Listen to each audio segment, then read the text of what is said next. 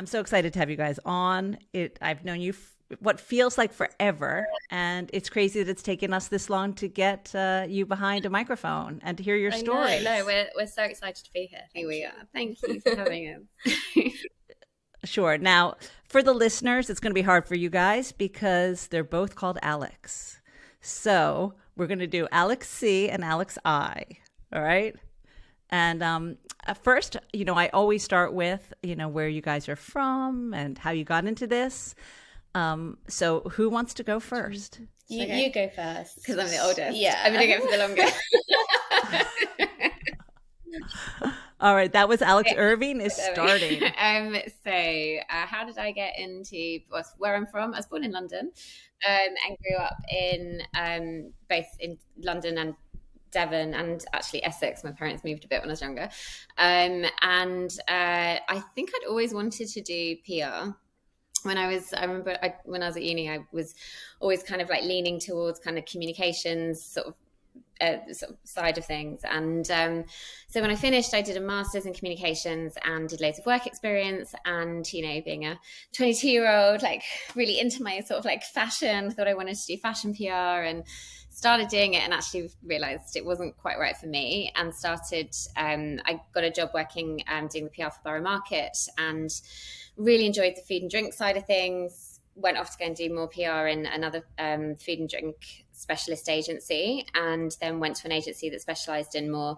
I think from there I realized I really enjoyed like sort of the restaurant drinks world more. Went to another agency and started doing that a bit more, and that's where I then met Alex. So we met at a large lifestyle agency that sort of specialized in huge array of things. It's an awesome agency, and we worked on the drinks team together. Worked across lots of different things, but specifically on the drinks team. And then I left in 2016 to go traveling, came back, and Alex and I were freelancing together. But I didn't want to like ruin your story. So that was my side of how I ended up like then starting to work with Alex. Point. Wait, Alex, hold on. Alex C, wait a sec. I have a question for Alex I. So what was it, and I will ask you the same question probably, but what was it about PR that you thought, was, or should I say, why did you think that PR would be for you? What was it about that industry that you thought would make a great like future job? I don't know what it was. I think I was always really, I enjoyed writing, and I think I was kind of leaning towards journalism or communications of sorts. And I think I did have an interest in the kind of the idea or the concept of kind of telling a story or communicating, but I don't think I was probably a good enough writer to actually then want to go into something like journalism. And I think I don't know. The idea of kind of the communication side and kind of presenting a story or a brand, I think always appealed to me. But to be honest, when I was younger and I first started out, before I did my master's, I think I liked the idea of it, but I didn't really know what it was. And so that's why I did a master's, because I was a bit like, I don't know, like, what is trade media? Like, what's the difference? And so, so that's why I decided to do a master's in it and just learn a bit more and have another year of doing experience. And so, I think that's what appealed to me. And so it was, I think the idea of PR itself was the kind of the idea of taking something and like telling the story of a brand and, looking at how that and how you can, the communication element, like kind of not making sense. How you tease out the different messages. And I think as well, because I similarly had an interest in journalism, like when I was studying, like wasn't sure what I wanted to go into. And I think then having work experience, I think being a writer can almost be you're quite independent or kind of like working by yourself, whereas PR does involve being part of a team more probably as well, which I think is kind of has an appeal. I'd say that's... Yeah, I think that's probably what it was. I think it's telling the story. And then it's the way I then kind of like went from working on quite a wider range of things to then really honing down into drinks. Is probably more my personal interests. But yeah. Now, Alex C, where are you from? So I grew up near Cambridge, and then I went to university in London. I studied English Lit, so I kind of knew I wanted to go into some kind of comms role. I just wasn't sure exactly kind of what that looked like. I think a lot of people when they graduate probably feel a bit like that. I had, obviously had like part-time jobs and stuff as a student, and did always kind of really enjoy working in hospitality. But it wasn't until I got my first internship in PR. It was kind of a small startup agency, and we worked across a range of lifestyle clients, so from fashion through to food and drink. And it was there that I realised I enjoyed working on the food and drink side a lot more than the fashion necessarily. I think, like Alex was saying, there's really interesting stories to tell. And I think whenever you're working with a brand or a bar, you can really get into, there's a history or a heritage or an inspiration that's kind of there for you to talk about. And that was when I worked on my first spirit brand client, which was a vodka. So I was quickly inducted into the world of drinking vodka martinis. Yes, my first drinks brand was a vodka. Yeah, same. I was like suddenly like learning how to drink vodka martinis. Then I moved to the agency where Alex was working, and that was where we met. And as Alex said, we worked across like a wide range of things, but primarily on the drinks team, and both had a real passion for that. Alex moved abroad, and then shortly after I went freelance. So I was freelancing in London and kind of focusing on drinks clients, but we were working together on bits from afar whilst Alex was abroad. And then when Alex moved back to the UK, that's kind of when we started doing more and more together, and it kind of went from there. Now, had you worked together when you were in the agency on these the alcoholic brands? I hired you. Yep, you did.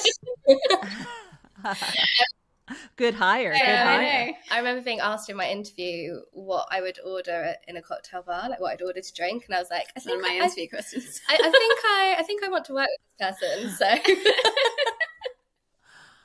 Now, asking that question could be dangerous. Did you want a specific answer? Do you know what it is? I quite often ask people that when we interview someone, and it's not actually to. It's like there's literally no wrong or right answer. Like you think you said gin and tonic, didn't you? Yeah, I said gin and tonic. But I think it's just more the if you can tell by their answer if they're enthused by drinks and the drinks industry, I think, and then that's where you can see if they're going to sort of, if the, like at the time it was like whether they'd be right on the drinks team or if they'd maybe be better on the restaurant team, for example. So it's like there is literally no right or wrong answer, like, but it was more, and it quite often if someone asked me I'd be like, oh, I don't know, it depends on the mood. But it's like, it was just, you can kind of get the idea of someone's interest in drinks by how they respond, and so that's generally why I used to ask it. But I think we still ask that question now of people, but it's also just nice to know. It's just curious. I guess, you can tell someone if they say a Negroni versus like a Midori sour or a grasshopper. I think they always say there's quite often, sorry, I was going to say, like, there's always an interesting story behind it. So like if someone was like, oh, my favorite drink is, I don't know, like pina colada, like when I'm on the beach in the Caribbean, I'll be like, yeah, good for you, so would I. Like it's like, you know, it's like kind of like there's usually like might be a story behind something, so it's just, and I think a lot of people, like, you don't necessarily need to have like a really extensive understanding of the industry to start in PR in this sector, so we would never judge kind of on someone's response, but it's also good in terms of like, a conversation, and it gets a story going as well. So yeah, absolutely. Now, when you came back from traveling, Alex, were you looking to get right back into drinks PR? Because I've been doing a little bit whilst I'd been abroad and freelancing, and so when I came back, I went, like, Alex and I, well, Alex is freelancing, so it kind of felt natural. We would just started doing more together and freelancing, and then I was like, please help me. So I was like, let's. So it was pretty organic, you came back. Because when I was away, because we'd always been quite close, hadn't we? Like when we worked together at our old agency, like we were super close and we got on really well, just worked together really well. And so I think when you then left and were doing things, sometimes I'd help Al or whatever it might be. And then, so it kind of just felt natural that when I was then starting to plan on coming back, we then started to just do more together. But it got to the point where we then had a few clients, and then people were like, could you get a name? Because like people keep asking us who does our PR, and we're like, it's these two girls called Alex.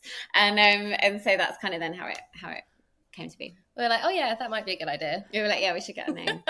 And then we went round and round the houses and landed on LX. We basically got rid of the vowels from Alex. So there we go. But we have Tim Stones to thank for that. So, Tim Stones in Sydney, he's distillery.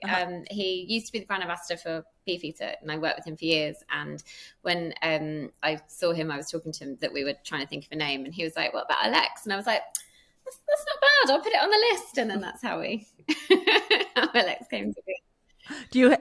Did you choose any other names that you laugh at now and you're like, oh, thank God we didn't call ourselves like Artichoke or something? I don't know if we did. No, I think whatever we tried to land on just didn't seem right. I can't remember any standout ones now. I don't think we had. I think also the problem is, like, obviously, if you were going to do anything with A and A, like, then there's the it just doesn't work. So we were like, that's not going to work. So, but it was funny because I found an old notebook the other day, and it's got A and A branding. So it's obviously when we didn't have a name and we were trying to think. And it's got, but yeah, we didn't. There was. I don't know if there really was a good front runner. I think we went through. Yeah, maybe should have gone with the A team, but yeah, that is already taken. So. And that's destined to, like, what happened to it, right? The show was canceled, so you don't want that one, right? Exactly. Now, when you first got together and you started getting all these clients, was there ever a time when you thought, oh, wait, we should launch out into something else? Or was it just like one drinks brand after the other kind of kept you going and until you just grew and grew? I think we set, I think at the outset, we decided that we wanted to have a specialist focus. And I think with PR, having that specialism works quite well in that obviously, you build strong relationships with journalists that cover that area. So it kind of lends itself to that naturally. And I think we felt like that was sort of where our specialism and our knowledge lied. And that was where we felt we could probably, with clients as well, deliver like the best work. So, and I think because the opportunities have presented themselves in the way they have, I don't think we've felt that need to kind of. Yeah, I think, we just wanted to, I think it's that we did sit down right at the outset when we were like, let's do this. And we were just, we kind of said, like, what do we want to do? Who do we want to work with? What do we want to be? And we were quite sort of clear on that. And also when it came down to like new business and we kind of gave ourselves like a little criteria of when we would look to take business on. So there's like a few points. So, what's the story? Like, what, and kind of building that into a sort of a factor of using that as as a kind of, checklist almost to kind of like when we were taking on clients. So we would be quite, because I think that was I suppose maybe luxury is the word, but like the kind of to work for ourselves and to be able to say, actually, we want to work on this project, or this might not be suitable for us, and kind of be quite specific about what we wanted to be and what we wanted to do. Yeah. Mm-hmm. And at the outset, were you thinking, because you handle so many different things in the industry, you handle brands and bars and people and I guess I want to say collectives, things like, the world's best 50 best bars and things like that.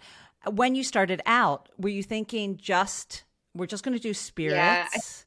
And then all of a sudden a bar came and said, hey, could you handle us? And then a person came, and then all of that, how did it start off and kind of continue, from what you started off with? I think, we kind of knew, I think at the beginning we knew we'd probably have clients that ranged across kind of like bars, bartenders and brands. And drinks brands. And we say like the drinks brands that bartenders would use or kind of be excited by because of the story they have.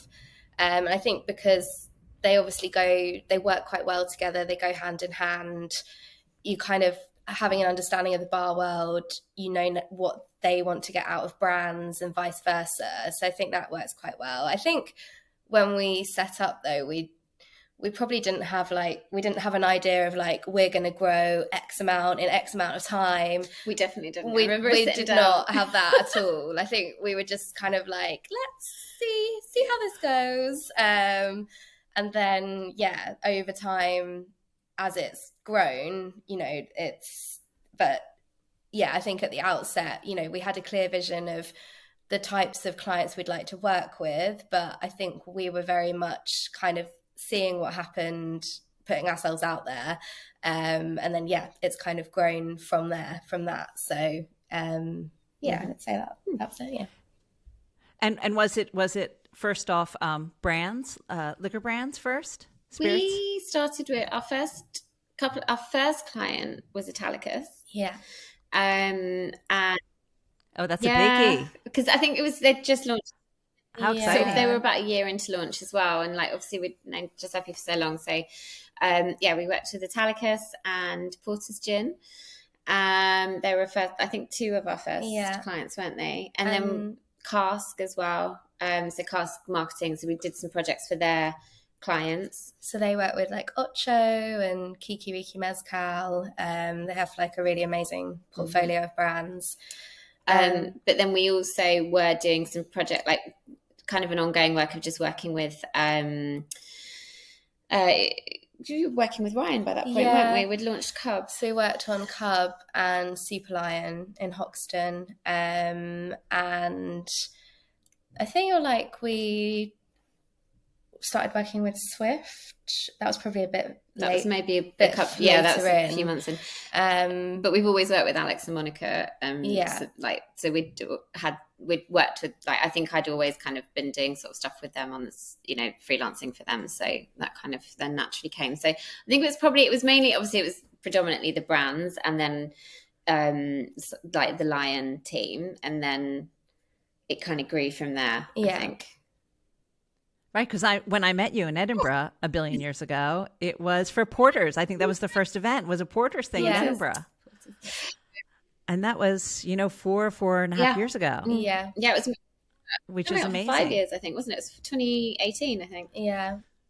Yeah. But yeah, so I think that was, so we had a couple of brands, and then it was probably actually predominantly the brands actually that we had first. And then we were very Silent Pool Gin, we got brought on quite quickly actually with them, and did a big sort of campaign for them for Chelsea Flower Show. So that was, I think, quite a big project that we took on quite early. Yeah. But yeah, so it kind of grew from there.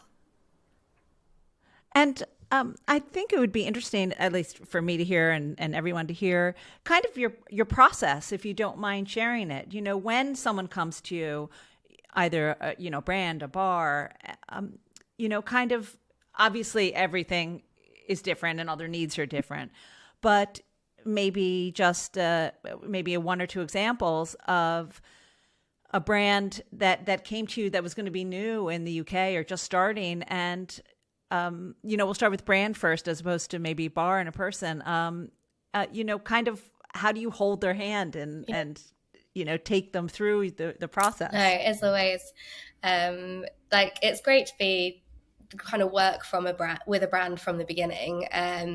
So Everleaf we've worked with, so that was one of our first clients as well, probably a little bit further in, but when that started, that was just us as Alex, and it was Paul Matthew, the founder of Everleaf, and obviously since over time as we've grown, Everleaf has grown, so it's been really nice to be on that journey with them. I think with brands, it's making sure that they have that story in place as to who they are and why they're doing it. I think as well, having a clear messaging, and an idea of who that consumer is that they're going after. We can obviously help kind of with that, but usually brands will come to us sort of with an initial idea, at least, of kind of where that's going. And I think one of the things as well we try and do with brands when we work with them, if we're launching them, is making sure that they're not starting with PR too soon. I think quite often, obviously, it's super exciting to be launching a brand, and there's probably, a long time that's gone into getting to that point. But I think it's important to wait until there's certain things in place, like a certain level of distribution or availability for consumers and the on-trade, because there's sort of no point. You sort of only get one chance to launch. And if you launch, but then people read about you, but they're not able to get hold of you, you kind of lose that momentum. Of course. Probably kind of some of the key things we'll look at, when we start a conversation with a brand, for sure. And how about a bar? How about the bars?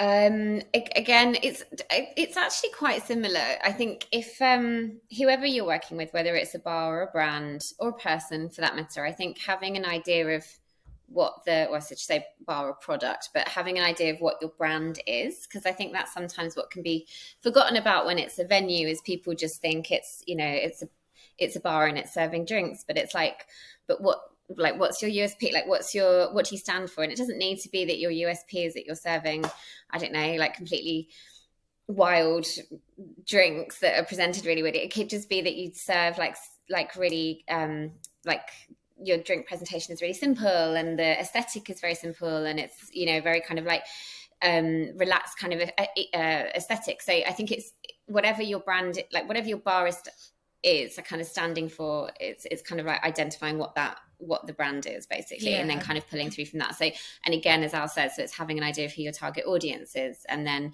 what your kind of your messaging and all of that kind of that jazz. So I think it's very similar, but then on top of that, I suppose with the bar, there's just a few other things that we would kind of pull in. That's there's a bit of marketing that needs to go in if it's launching, and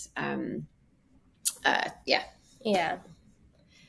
I think with a bar, you'd think a bit more about where it is, physically. Location. Obviously has more, whereas with a brand, that's not as, it's a different kind of thing. But I think and I think it's also, but I'd say when you start working with someone as well, I think it's the important thing is being realistic. And so it's, for example, when so a bar comes to us and they might not have huge amounts of budget. For example, they're just about to launch. Obviously, they're spending a huge fortune on setting up the bar in the current climate that costs enough. So, but then I think it's being realistic. So yes, they might want a really nice, shiny piece in a big broadsheet publication when they're launching. But actually, if they're a bar in Shoreditch or in East London, their target audience might not be reading that paper. Right. So it's kind of it's being realistic about who your audience is and what they're reading. And if you've got limited resources, kind of making sure that we're using the publications that's going to help drive footfall. It's all very well having the nice shiny piece, but if that's being read by someone that's probably not going to ever frequent your bar, then there's not much point, and it's a waste of everyone. So it's obviously as nice as that piece would be. So I think it's just being realistic with timings and expectations and what would kind of come from that, and who we're talking to, again, which comes down to it. Of course. Now, saying that, you represent a lot of bars, a lot of international bars, internationally renowned bars, should I say, that come to you from all over the world. And we're not just talking Europe, but Chile, Ecuador. And so what do they expect from you? So it is slightly different. Obviously, the bars we work with in London, it's very much a big part of what we do is kind of that on the ground press with the local market in terms of driving your local consumer in. With international bars, it tends to be more of a focus on kind of that international trade press, which we do for the London bars as well. But with the international bars, it's a bit more of that kind of, it's raising their profile amongst the international trade media. So, if it's a bar that's doing something really interesting, but they're not in a place where a lot of those international trade journalists are based, they might not have had the same opportunities to engage with them or host them. Or traveling through. So for example, obviously, bars in cities where they hold big trade events or have close proximity to trade events where people might be frequenting and visiting, and therefore might get to kind of experience or be aware of what's in those markets. But I suppose, so bars that might just don't have that kind of international presence. So I think you have to be realistic, and we can't work with everyone, and not every bar is going to be able. And I think that's when you say like how we look at working with who we work with when we're working with bars and whatnot. I think you can't do that for everybody, but I think it's looking at kind of again, that's where it comes back to us looking at and evaluating like what's the story, what are they communicating, what are they doing that's going to be interesting, and why would and how's that going to then present itself to the journalist, and the journalist is going to be interested in what they're being told. So, and kind of looking at making sure that there's a strong USP for that. And I think also making sure that the expectations that they have of PR is something that we know we'll be able to achieve and deliver for them as well. So, And then we do like a little bit of consumer media, but it will be kind of so things like, so our bars in Paris, for example, like we do a lot of travel press as well. So it will be, the kind of Condé Nast Traveler roundups as the best places to go in Paris, or whatever it might be, or with Metropolitan. Now they're on board and in-flight magazines that are coming back here, but kind of now like having those kind of pieces, and sort of and making sure they're being included in that side of things. But obviously, there's a big focus on them having a kind of more consistent share of voice in the international drinks trade press. Or in drinks blogs. Yes, exactly. I think as well, there are kind of consumer titles which have a bit more of an international focus in terms of what they talk about, and they might be interested in certain trends or certain areas as suddenly kind of a bit of a culinary hotspot. So it's a bit more of a targeted approach in that sense. Now, saying that about expectations, now you've been doing this a while. You're at the top of your field, really. And I know this is a big question. Have you seen, should I say, not what have, but have you seen a change since when you began to today? Obviously, we've gone through a huge global pandemic, but what people expect, or what is popular that surprises you, or changes in the industry? Yeah, I mean, obviously, the COVID happening, the COVID.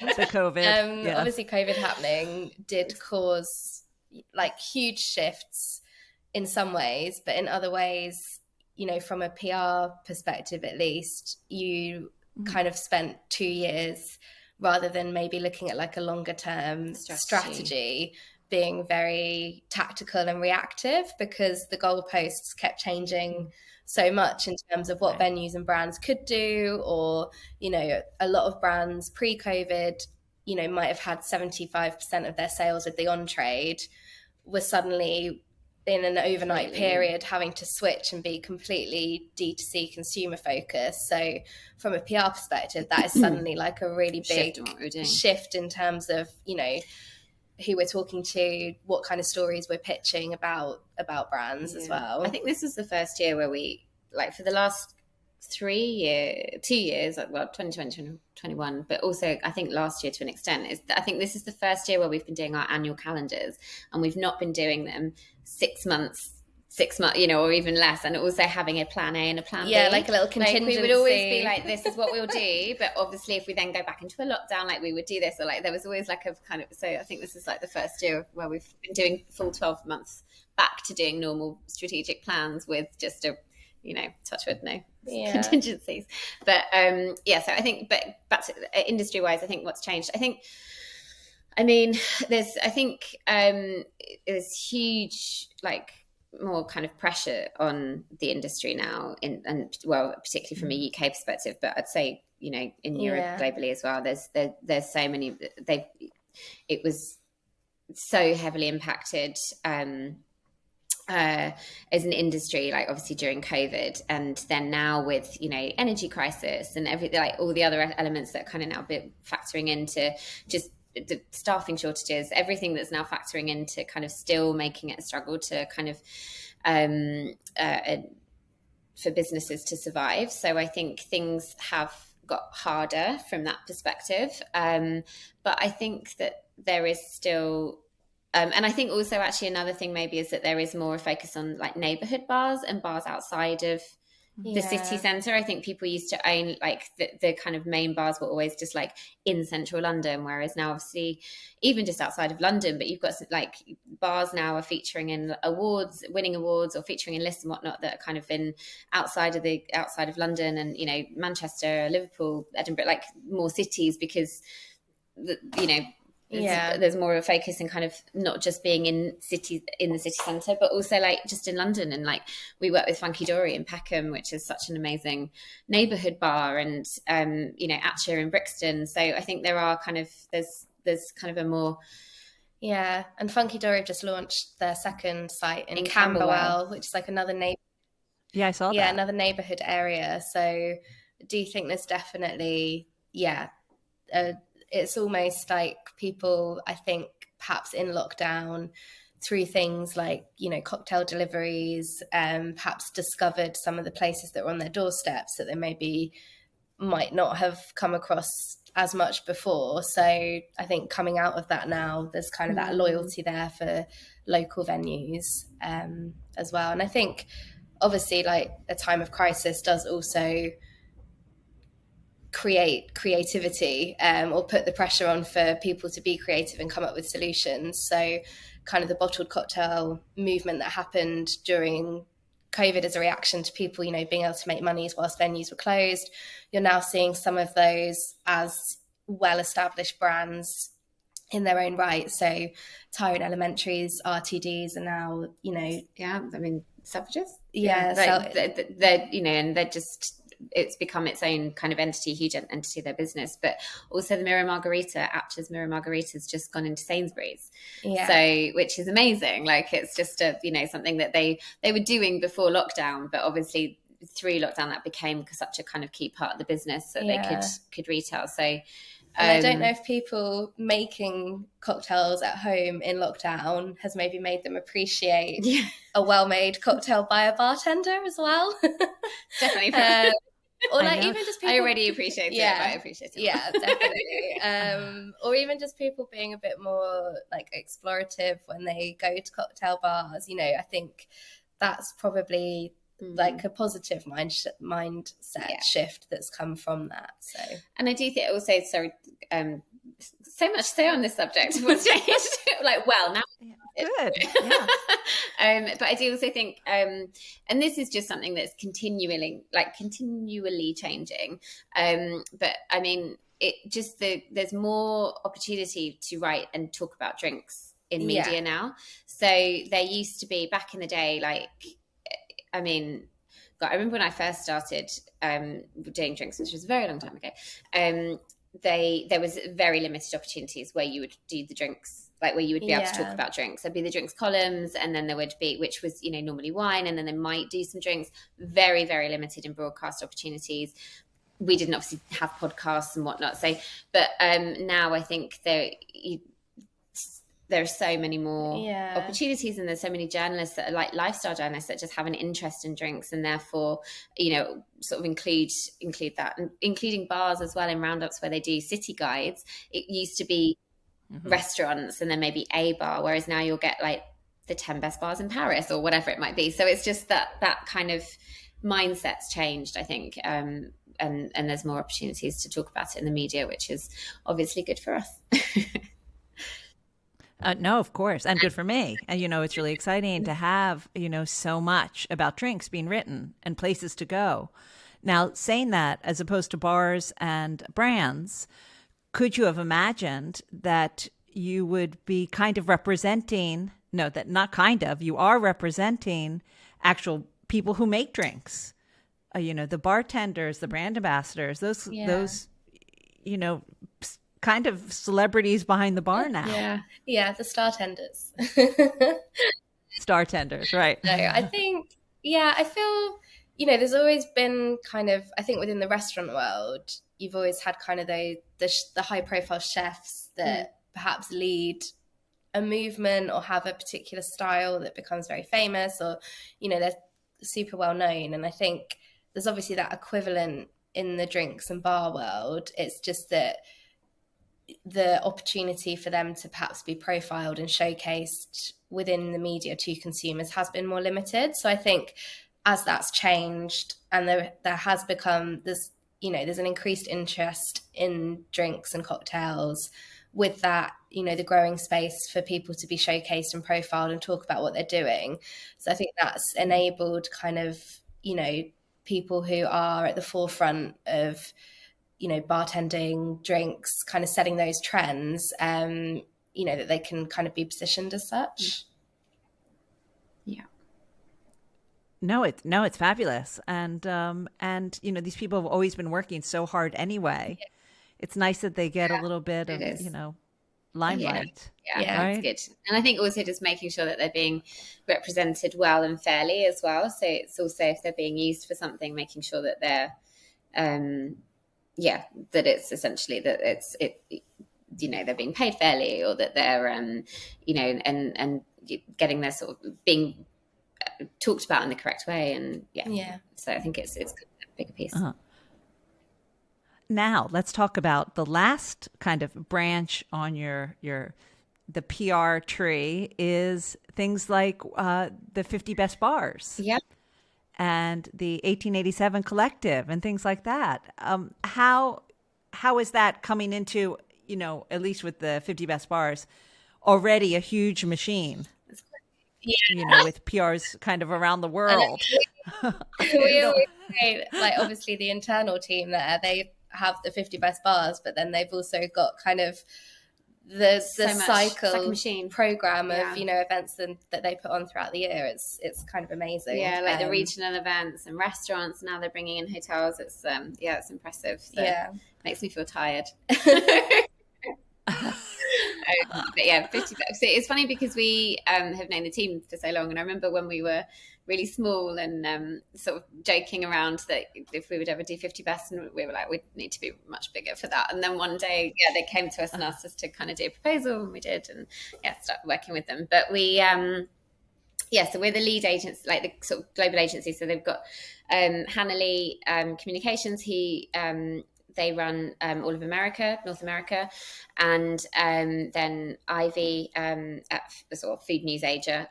They run all across Asia, and then we do Europe, Africa, South America, and Australia. So, rest of the world, basically. Yeah. And so it's I mean, it's one of those things where it is a really big task, and there is no quick way of doing it well. So basically we once we've kind of seen the list and we kind of go through it and we work out what the angles are, and we've always said, I think the best way to get the most out of it is to have a local approach and celebrate local heroes. So obviously press in Australia aren't going to care that a bar in Barcelona or London has done well, for example. Well, I mean, they'll write about it because it's a list, but they'll be more interested to know that, I don't know, a bar in Melbourne has, list for the first time in 5 years, whatever it might be. So I think we have very targeted pitches that we do for each region. So we kind of look at the results, and then we kind of work out what the wider feature angles are that would be of interest to kind of wider media. And obviously we have the kind of the main results, and then we then look at what are the local stories for each region, and then we have regional kind of pitches and sell-ins, and then that all happens on the night, and the team will sit there on the laptops selling into the whole world. So it's quite like, from a PR perspective, it's a really like satisfying one to work on, because it's not like anything else you do the PR for. When you're doing the PR for a brand, obviously with like magazine lead times, you can be talking to people, especially if it's for like Christmas coverage, it can be like up to 5-6 months in advance before you actually see that coverage come through. Whereas, working on something like 50 Best, obviously once the announcement's made, we start selling into media and kind of seeing that influx of results, because it is such an immediate news story. It makes it like quite a different thing to work on as well. And I think, it's quite satisfying, like when all the work that's gone into it in the lead up, and then seeing the results come through. It's not, I guess it's not, compared to other stories, it's not the hardest story to pitch, because everyone's going to take that story and run with Yeah, it. it's finding what everyone's going to be interested by to get them hooked. Well, I mean, there's a mix. It's like obviously there'll be people that will just cover the news of the list, and then there's kind of looking at where you can get those bigger pieces from or news stories, and if and then kind of pitching from there. But it is it's satisfying. It's one of those ones where it's like a real labor of love, like the team who work on it, and it's like as you gear up to knowing it's coming, like then we like work out the nights we're going to work late and like kind of do our preps and sell-ins and stuff, and but yeah, it's a real labor of love, but it feels kind of really satisfying when we get the results. So yeah, really. Now you don't have to pick one, but if there is one aspect of what you do that you really, really love, what would that be? I know what mine is. Do you know what? I think I know what mine is. Like they're different. So. All right. Since we started with Alex Irving, we'll start with Alex Chatwin this time. I think for me, I still really enjoy doing this. It's identifying trends that you see happening across the industry and kind of pulling that together and crafting it as a pitch that you then pitch to journalists for feature angles or feature story ideas. But I think that's also kind of the joy of specializing in what we specialize in. We're out and about in the industry a lot, and you can see things kind of happening, whether that's an interesting ingredient that's suddenly cropping up on menus that you might not have seen so much before, or a particular style of cocktail having a bit of a resurgence. It's kind of spotting those things happening and being able to be like, oh, okay, I think this is like a bit of a thing that could be going on, and pulling that to crafting kind of a pitch of a story around that is something I still really enjoy. I know. Alex gets really upset if she gets bogged down doing admin stuff and she doesn't get time to do any things. And that's we were at our old agency. Like we used to laugh because Alex was always like, she was a real stickler for trends. If she said, "Oh, I think that's going to be a trend," and then it was like, "You're literally like a trend. You should work for a trend forecaster." I still love like pitching stories, speaking to media. Like, I think I'll never not love that part of it. So, yeah. Well, of course, the next question is going to be just 1 second, Alex Irving, is, what you see as a trend, if you want to give that away, coming up. Kind of set myself up for that one, didn't I? Just one. Pick one trend. I mean, we've seen... And we had a feature recently on some of our bars that are doing this, but sea buckthorn being used as an ingredient in cocktails. Obviously, places like Himcock, which is Scandinavian, they kind of use it on their menus. But there's definitely places in London where we're seeing it on the menus as well. And it's just interesting that it's kind of a form of citrus that can be used. So I think that's something that's kind of been explored. I think as well. I think another trend is what we were saying about bars not in the major cities, like being more performing more like or kind of being nominated for awards, or just being kind of more present on that industry circuit, and having that higher quality of international cocktail bar, but not just in the major capital cities. So like in Italy, mine's gone blank now, in Naples. I can't remember the name. It's a really fabulous bar in Naples, and it's in 51st. It will come to. There are some amazing bars that, like outside of outside of the key cities that you would expect, say in Florence and in Naples, etc. And then likewise, as we say, like Schofield's in Manchester and Present Company in Liverpool, and likewise, it's happening all over. Like it's happening across the world. I would say you're getting kind of high profile bars that are cropping up, not just in those traditional major hubs, which I think is quite interesting, which I don't know if that's a result of COVID or if it's just where people are just kind of moving out of the big, or just from a cost perspective, and people are moving out of the big cities. But I think that's something that's quite interesting.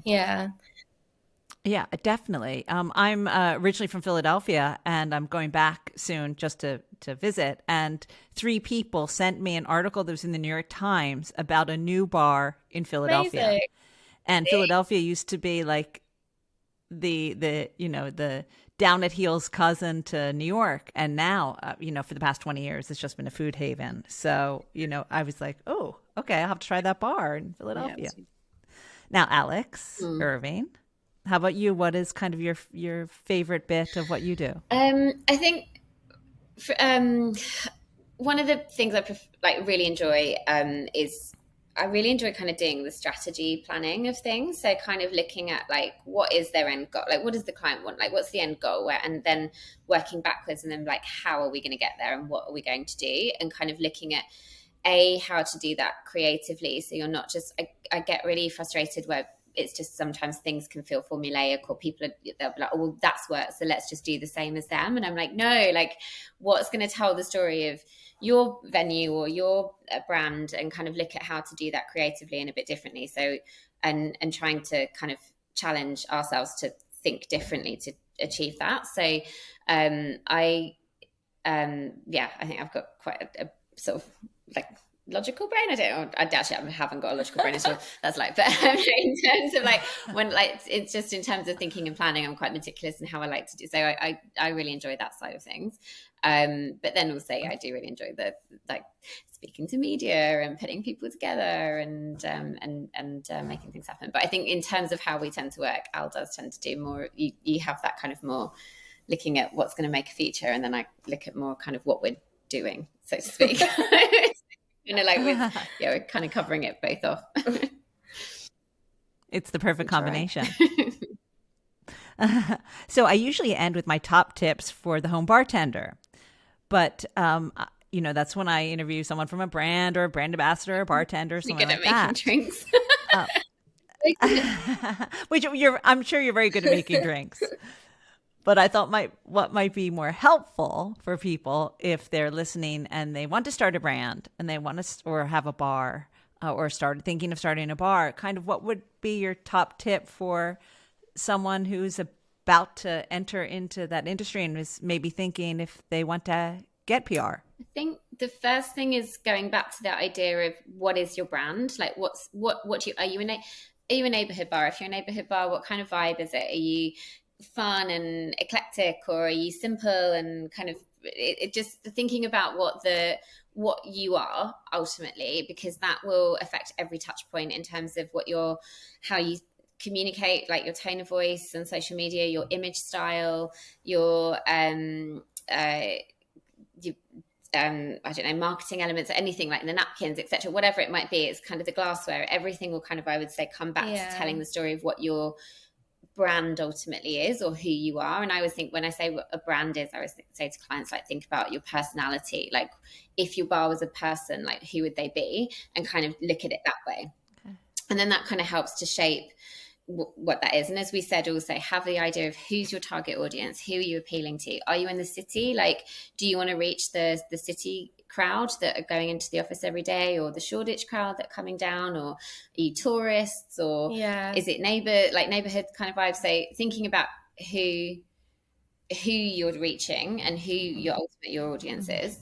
And I think, making sure that, like, from a bar perspective, that there is a need from the consumer for you to be there, because you could have the most amazing concept, but if it's in the wrong place with the wrong type of footfall, it's not going to be as successful. So I think it's all well and good, obviously, having an amazing idea of something you want to do, but you need to make sure that you're providing something that consumers are going to want as well, for it to sort of be commercially a success.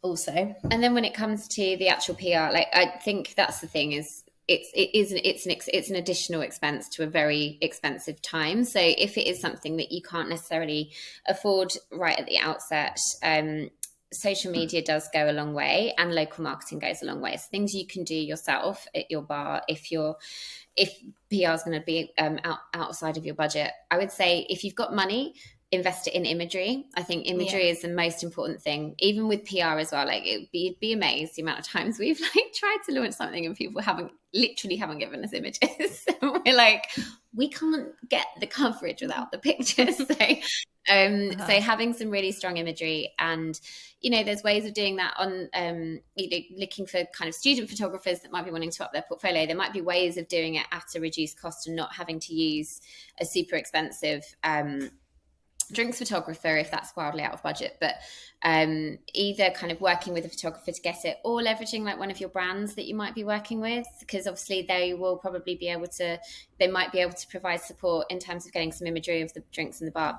whatever it might be. Get strong imagery, because you can use that for social media, and also if any media do get in contact with you, they will want a picture, and it needs to be good quality.